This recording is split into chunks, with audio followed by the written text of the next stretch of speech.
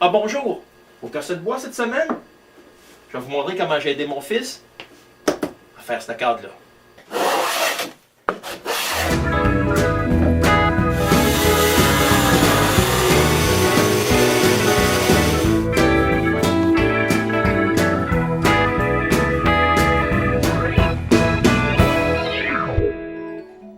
Noël dernier, la copine de mon fils François a fait un voyage en Afrique. Elle a rapporté cette toile, faite par un artiste local. Elle a laissé le cadre en Afrique, pensant que je lui ferais un cadre. Elle s'est trompée. Par contre, j'ai guidé mon fils, puis il l'a fait lui-même. Après avoir pris les mesures, il a coupé des vieux morceaux de merisier pour faire les 4 côtés du cadre.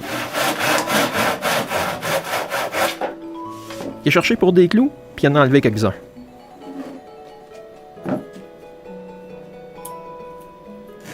Certains y ont donné un peu plus de trouble que d'autres. Quand tous les clous ont été enlevés, il a mis 2 faces droites sur la découchisseuse.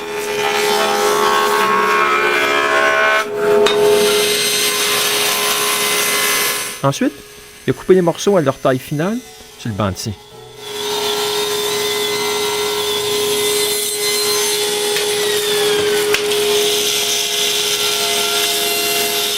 Après ça, c'est le temps d'utiliser mon pantour-routeur pour faire les tenons sur le bout des 2 morceaux les plus longs.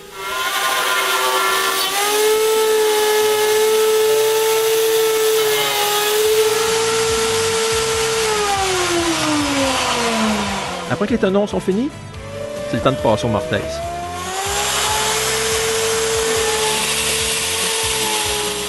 Désolé pour les images, il y avait des traces de doigts sur mon disque dans ma caméra.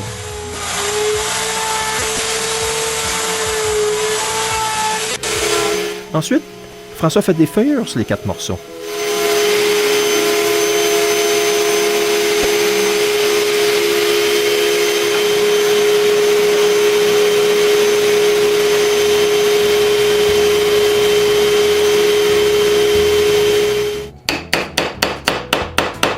On a assemblé le cadre sans colle, puis a mis les 4 coins carrés, le mieux qu'il pouvait.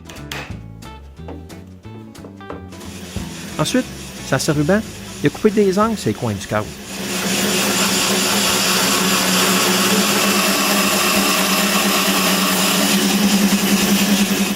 Il a aussi coupé une petite courbe sur le haut du cadre.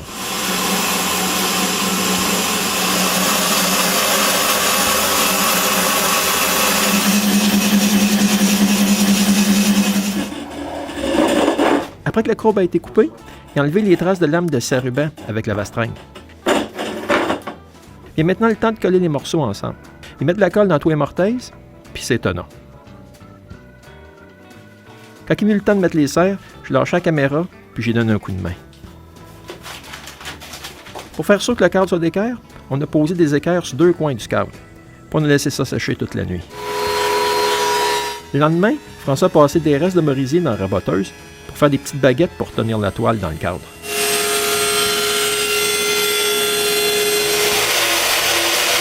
C'est maintenant le temps de sabler toutes les surfaces du cadre.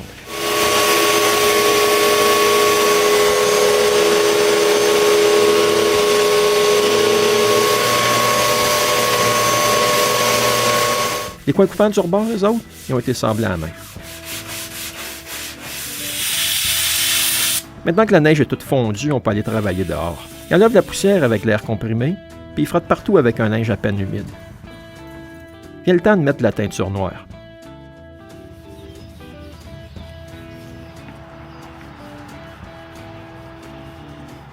Une semaine plus tard, François y est revenu, puis il a poli le cadre avec un petit pad d'abrasif doux. J'ai donné un cours de brousse comment appliquer du lacquer en aérosol.